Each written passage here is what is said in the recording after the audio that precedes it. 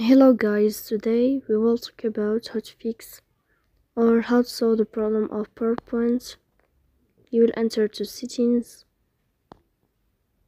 Here in this page you will go to apps, default apps, app settings.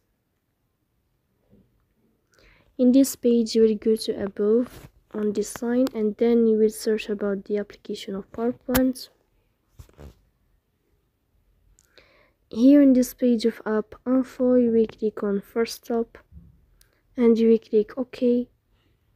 Here you will enter to the window of storage.